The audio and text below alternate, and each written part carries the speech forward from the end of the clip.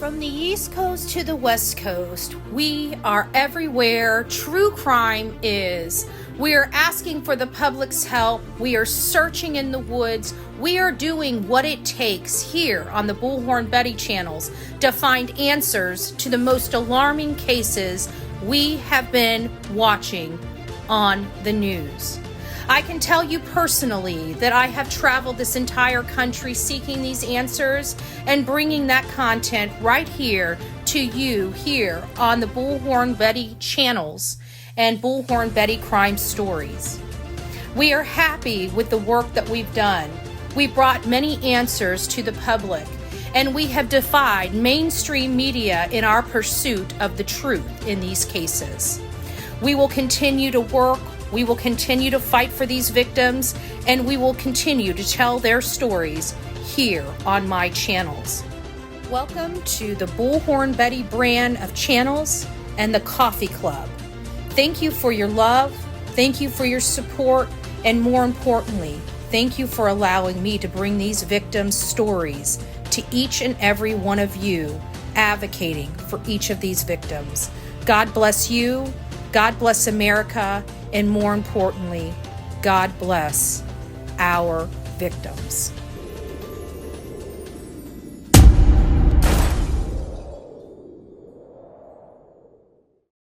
Good morning, guys. I'll wait for a few people to get in here. It's nice to see everyone. Hey, good morning. I'm Bullhorn Betty. We're covering true crime. We're covering the case of Sebastian Rogers. He's a missing 15-year-old kid from Hendersonville, Tennessee, and he has not been seen since February 26th of this year. Good morning, everyone. It's nice to see you. Happy Manic Monday, right? Happy Manic Monday. We're trying to roll you into the week. This week was pretty eventful for me. We had a quadruple unaliving in Pasco County, and so I was reporting from the scene there on my YouTube channel. It was really, really horrible as far as the weather conditions. It was, this was all outside. There was four family members that were staying. They were kind of, how should I explain this? They were kind of transient, so they were staying the night there, and they had their children. And apparently an altercation happened, and the father, the mother, and the two kids, one was 5 years old and one was 6 years old. It was really a sad story. The good news is the guy was behind bars. But the crazy part about this entire story out of Pasco County, guys, is that they were literally wiped off the face of the earth and nobody knew. What had happened is Rory Atwood ended up calling a friend at 2 o'clock in the morning and telling him that he thought he pew-pewed somebody. Or he pew-pewed somebody, and that was it. And that friend told a friend that told a friend that told a friend that told a friend that told a friend that told a friend that told a friend that told a friend that told a friend that told a friend that finally called the cops. So they actually went out to his house before they even knew of the victims. And they said they walked around the house. The house didn't seem to be of any that nothing seemed out of the ordinary. Didn't seem like a violent event had occurred. But people had said the name of the people that were over there visiting. And the people over there visiting, the mom was named Rain Mancini. The father was Philip Zilliot. The second, their 6-year-old daughter, Karma Zilliot, and their 5-year-old son, Philip Zilliot III, were, I believe, they haven't made official confirmation, but that is what we're hearing. So I reported from the scene out there. The scene was not really chaotic at all by the time I got out there. When I first came out there, not yesterday, but the day before Saturday, there was a lot of, a little more news media. When I went out there yesterday, there was literally nobody. And we got some really cool shots. I'm going to be putting some videos together. I got, I'll just show you guys some if you guys can see it. We got the command center coming out. We got some really, again, sad situation, but we were there and we were able to capture some moments of that. So let me just back this up. Pause. turn. I don't know if you guys can see that. Find the button. Oh, there it is. Down here.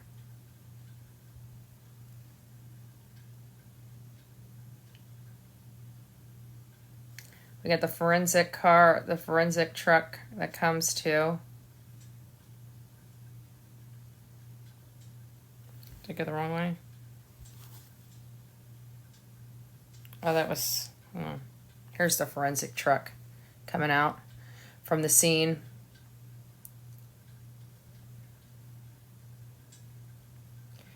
We saw the medical examiner leave and everything. So, I mean, it was...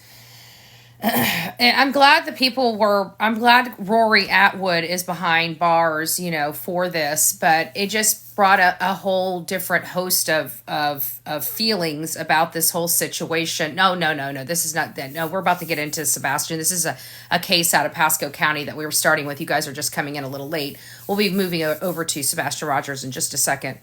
And, I forgot where I was going with that, but anyways, we will get on to Sebastian.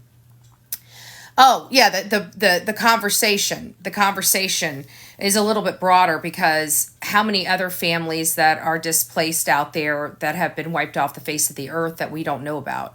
Because this family could have very well been another one that we wouldn't have found out about if Rory didn't tell his friend.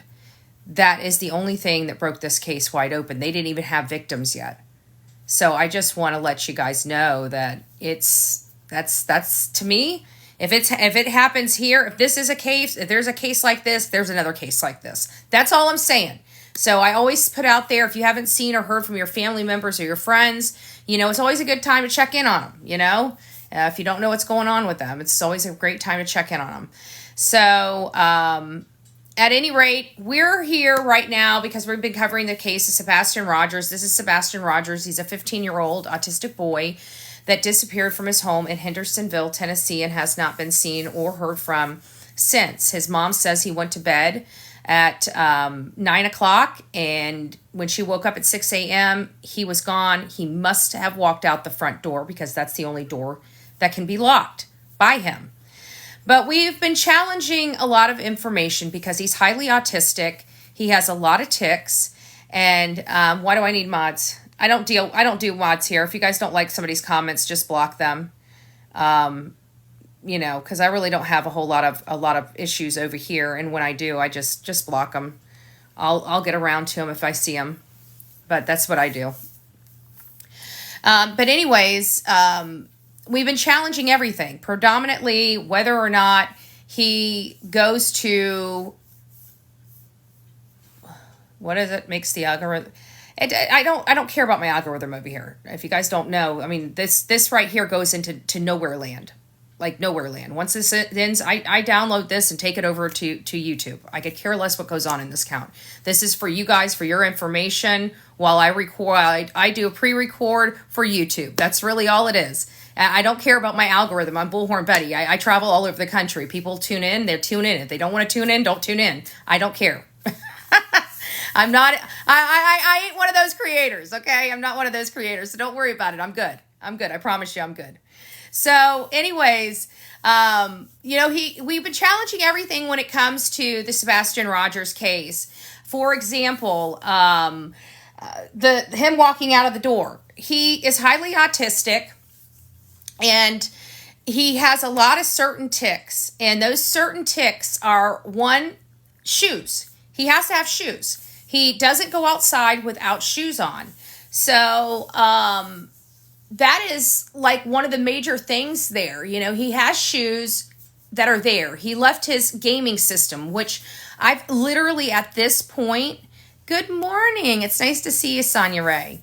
Apparently, I've read at least 100 or so emails from moms and fathers and grandparents and friends and school teachers and bus drivers and, that deal with autistic children. And one of the things that I learned is that they're very smart. I've learned that they all have their own little tics. You know, they have their meltdowns. They have different coping mechanisms with the meltdowns. The meltdowns vary from individual to individual. The different tics vary from individual to individual. But one common thing that I've noticed amongst a lot of them is their need for a video game of some sort.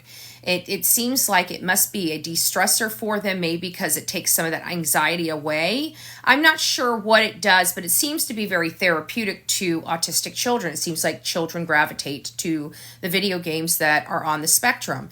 So I would think that like that video game is next to his purse for, say, me or you. I don't really carry a purse around.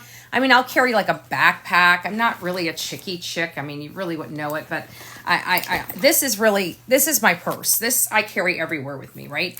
This has everything. This phone here, you know, gets in the magnet here, and I carry it like you know. I mean, I never lose anything. I take something like this, it gets stolen somewhere. I leave it somewhere. I do something, but this I never leave because my phone's hooked to it, and I'm hooked to my phone. So this is everything right here for me. So this right here to me would be Sebastian's switch, okay? And he didn't take his video games, he didn't take his cell phone, and he didn't take his shoes. And apparently from what I learned is that when he was younger, he wasn't so picky. But as he had different experiences, his pickiness adapted. So before, he used to run around without shoes. He had no problem running outside without shoes, had no problem with that until he stepped in an ant pile.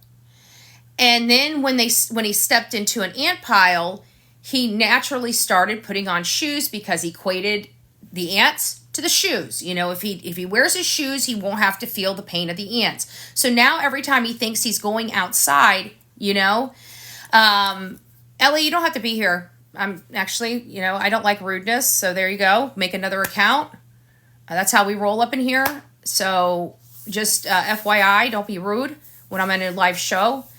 There are just a lot of tics with him that didn't bode with the information. So we really didn't believe that he walked out. And then we coupled it with all the statements that Katie has made, all the statements that who else? So Katie,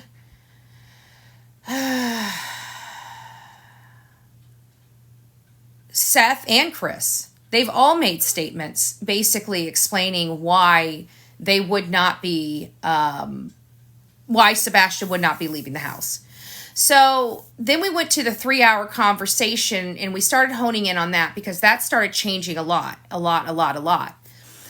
We have kind of fast forwarded to Chris Proudfoot and Chris Proudfoot's story because we actually believe that he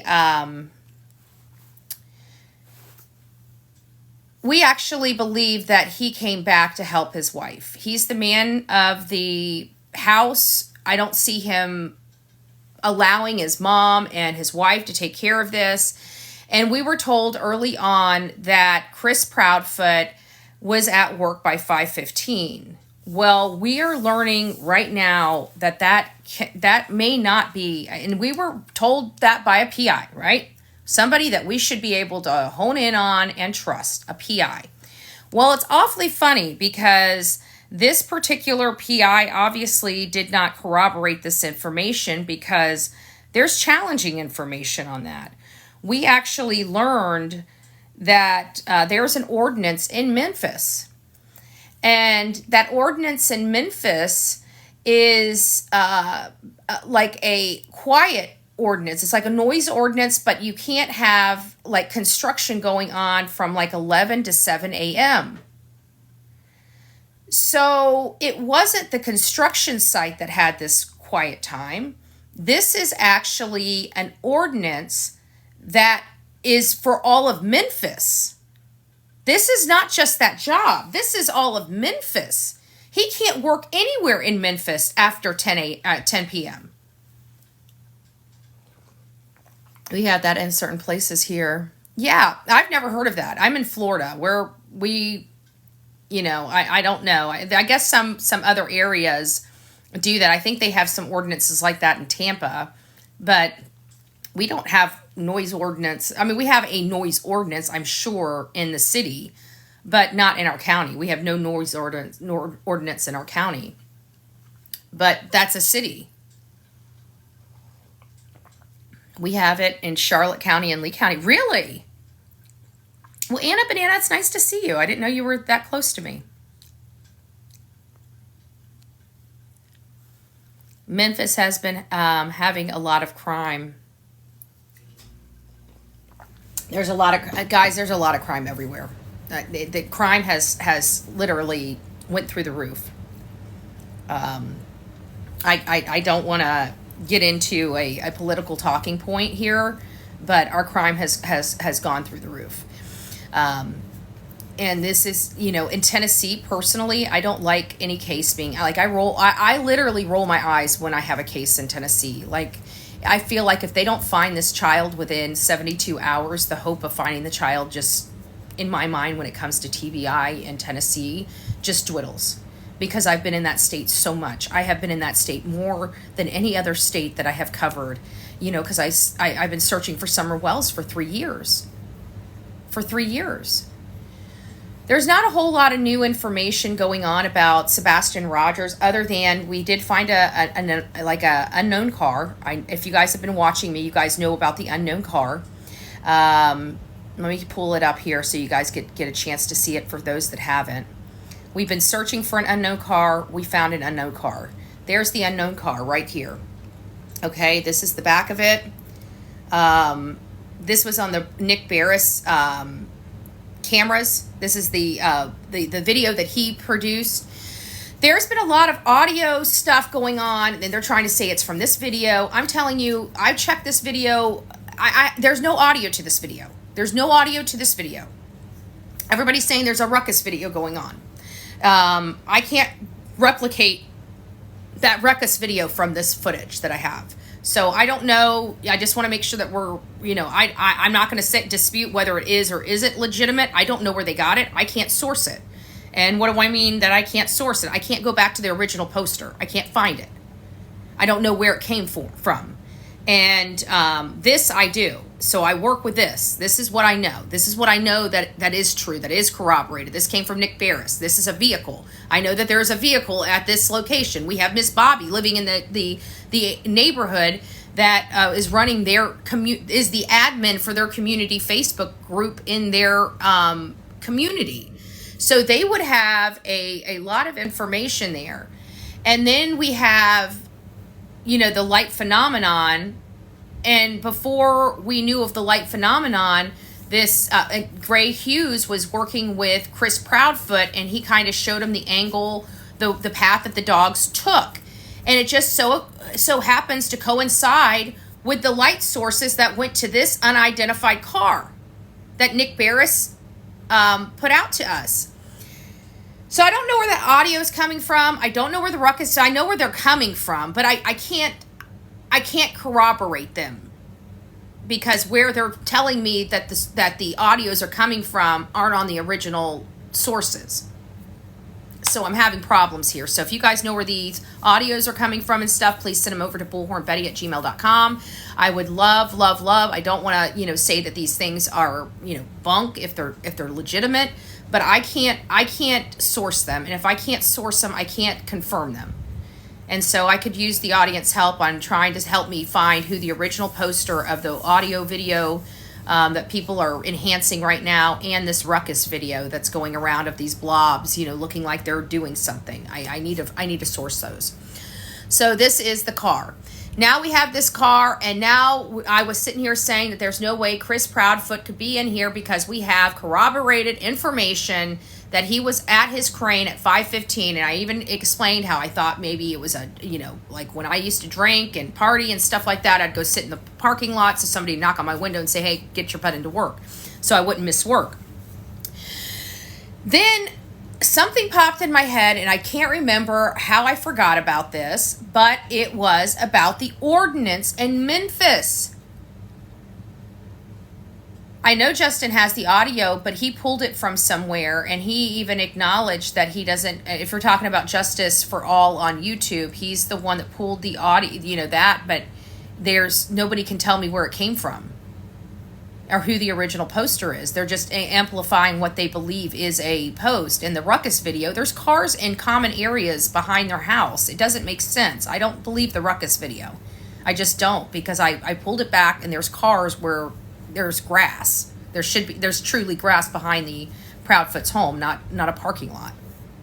So have to have the source. Exactly. And I can't do that. I can do this. Right? We know where this came from. We know whose camera this is. We know exactly what this is. And we know where it came from. I can't talk about something that I have no clue on how, and I do believe it was her vehicle that was in that shadow. That is Kathy Bowersox. This is Chris Proudfoot's mother. Okay? We did a enhanced video and took it down, and it lines literally up with the shadows from the ambient light that hits right on the back, and it looks like it matches perfectly with an Infiniti QX80, which is what she drives. And I forgot about this noise ordinance. I kept thinking it was something with the hospital itself, because it's St. Jude and they have sick kids in the hospital, and maybe they require this quiet time. And no, I put this out there. And we had several people, and I think Susan is the only one that allowed me to use her name, but we had several people that sent me over this noise ordinance. And it truly is, in fact, here is what it says. Playing radios, yelling, shouting. Hold on, let me get to the construction aspect of it. Here it is. It says the erection, and this is the actual ordinance. Somebody sent me the actual ordinance. And it says the erection, including excavation, demolition, alteration, or repair of any building, or the excavation of streets and highways in any residential district section other than between the hours of 7 a.m. and 6 p.m. on weekends is prohibited, except in cases of urgent necessity in interest of public health and safety. And then only with a permit from the chief building inspector, which permit may be granted for a period not to exceed 30 days while the emergency continues. If the chief building inspector determines that the public health and safety will not be impaired, thereby that loss of or inconvenience will result, the party's interest may be permit may not be granted. So it sounds like they have this ordinance. Now, I did hear residential areas. This may be in a commercial area. Does that change? The situation? I don't know. That's why it makes me. It's very important that we get somebody out there. It's prohibited here those times on any day. Okay. If anybody's in Memphis, can you guys tell me if that's in commercial areas as well, or if is that just residential? Do you guys see construction on the weekends or, on big projects, or do you guys see them shut down at a certain time? That's what I'd like to know, because I'm not from Memphis.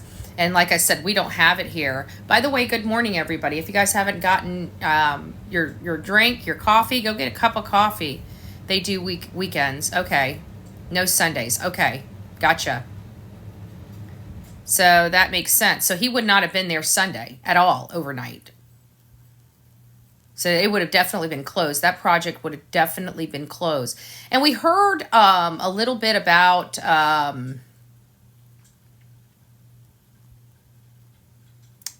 don't know. We heard a little bit about them having a meeting that morning. Is it possible he even got there late? Like, how does he clock in? I'm really, really curious about this, but I no longer believe he was there at 5:15. I take that out of the equation. I absolutely no longer believe that he was there at 5:15. So now we have to go back to the drawing block for him. But this puts him a little closer to this car that was seen at 3:30 and 4 o'clock, because I said there is no way.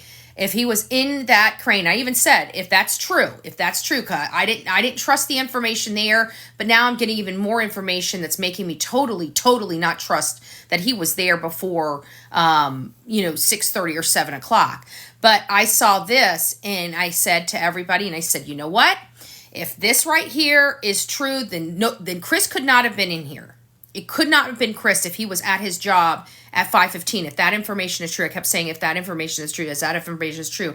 And I started honing in on it. It's like, you know what? We really need to close that worry box because I don't trust that information. There's just a lot of things that don't make me trust that information. Primarily is that we know Chris Proudfoot's behavior and his macho man mentality. And if he's a macho man, he is not going to let his wife deal with this by himself because he's the protector. He's the man. This is where his call of duty steps in. He has to. He's almost compelled to do so, in my opinion. So I believe he came back. But I thought he was gone. I thought this was all a cleanup. But you know what? I'm starting to think it wasn't.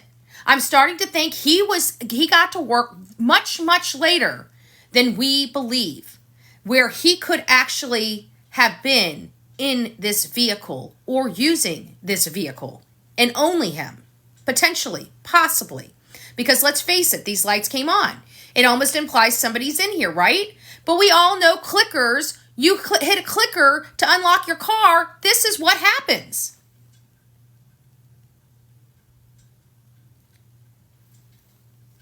There was only one Uber in there that morning, and it came after this, and it was over in a street over, and the Uber came to the neighbor to pick him up and take him to the airport. So we do have an Uber in the area, but this is not I don't believe this is an Uber. This right here is what makes me believe this is not an Uber.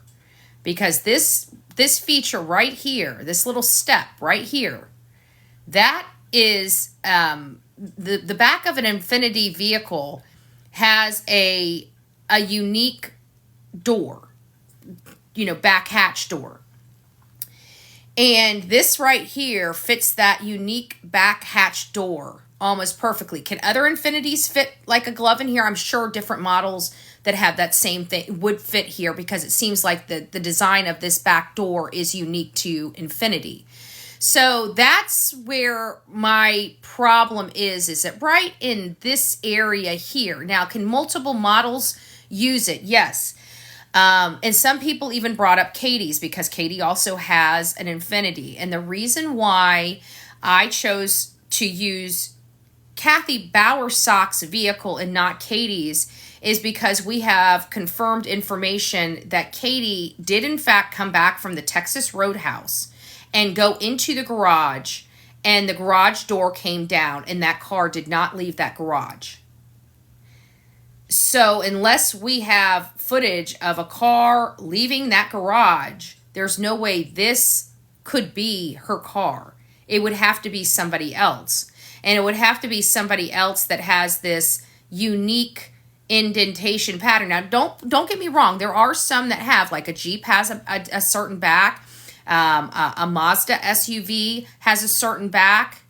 So, the different hatches go with different cars.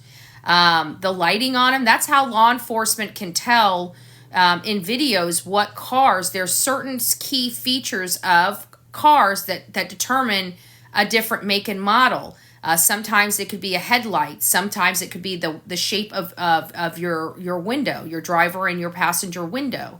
There could be other features that they look at to determine, but usually it has to do with the windows, the headlights, the brake lights, and I think the hatch. But this hatch it appears to fit like a glove.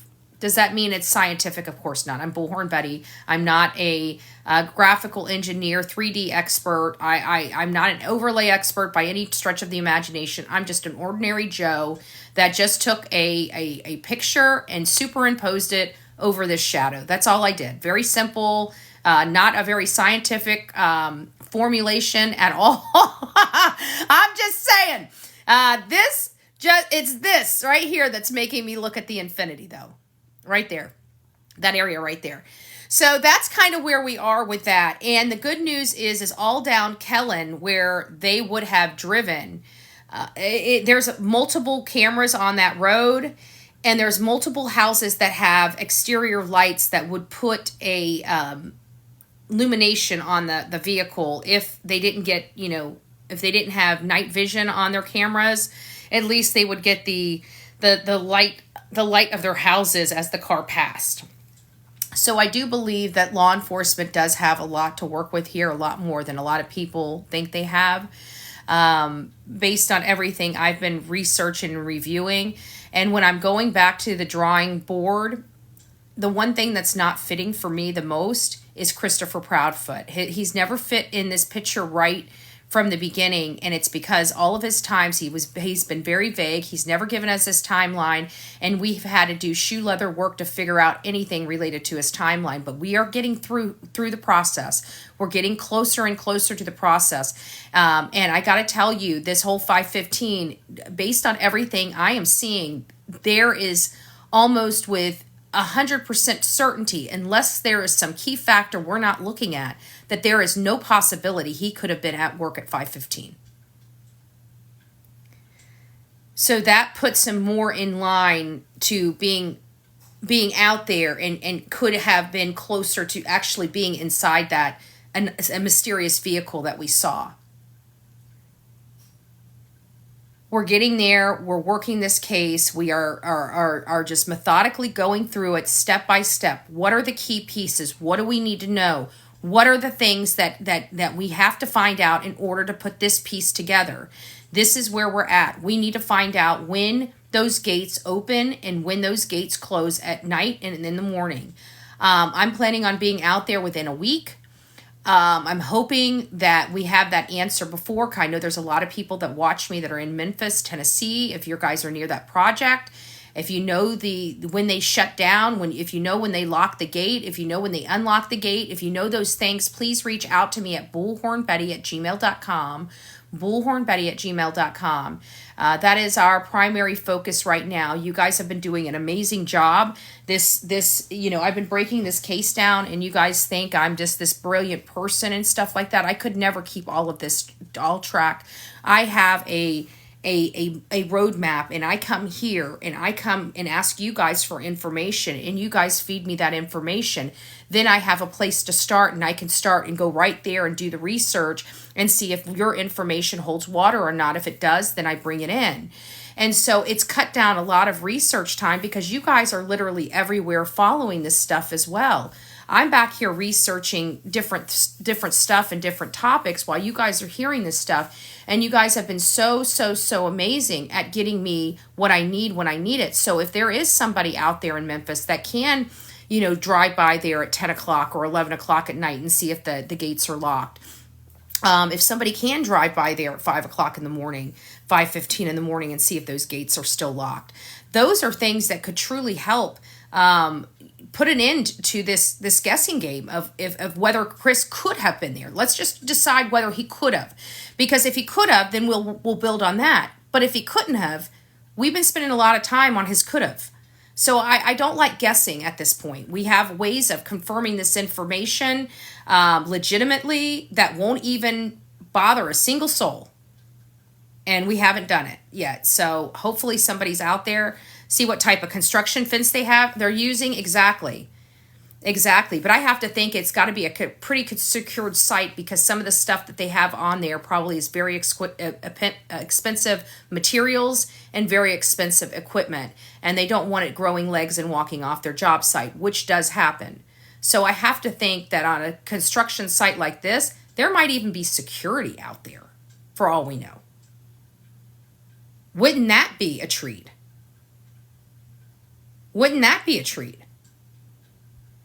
So that's where we're focusing right now is we need to confirm Chris. We need to confirm, is he there at 5:15? Is he not there at 5:15? And if he's not there at 5:15, what's the earliest time he could be there? These people are well known in technology. They're well known in communications. They're well known in communication technology. Both Katie and Chris are very fluent in it. So I have to think that they used some of their expertise in navigating this situation that night. So we have to look at other ways of confirming stuff. I don't want to hear any more from Katie and Chris about where they were. I don't trust them. Everything when it comes down to these certain time, this time from 9 to 7 a.m. in the morning, that is the only place that I've been focusing on. And we're working down the line, and we have been really keeping a very very keen sense to this case, and this is another puzzle piece that we've got to resolve. So again, you guys can help. If you can't, just pass this on to maybe somebody that can. This will be uploaded onto YouTube in a few hours, and so if you guys are over there on YouTube, maybe share this. I haven't designed the thumbnail, so I don't even know what the thumbnail is going to look like on this, but it's going to be my next video that I upload, the very first video I upload for the day. So you can just go over there in your leisure time, see it, pass it around. We want people to respond that are in Memphis that can get out here and get me the information. I really, really could use your help on this, and I appreciate it. So, happy hunting, right? This is what we do. Happy hunting. If you guys have the ability, help out. God bless you. I'll be back later today when I get my footing. I've been kind of out of the loop for the last 2 days. Happy Father's Day, belated Father's Day to all you beautiful fathers out there. I was at a quadruple homicide investigation for the last 2 days. So it was sad, but we got some amazing footage and some really great shots of some stuff that can be put into, a video, a memorial for them, if you will, and like a little documentary for them. It doesn't sound like even the news there is like it's a quadruple, and I would think in that area it's so uncommon you'd have the news like just stationed out there. No, it's sad. That's why we do what we do. If it wasn't for us, nobody would even be watching it. It's sad. All right, guys, have a great day. God bless. See you soon. Rock it out with your coffee beans out.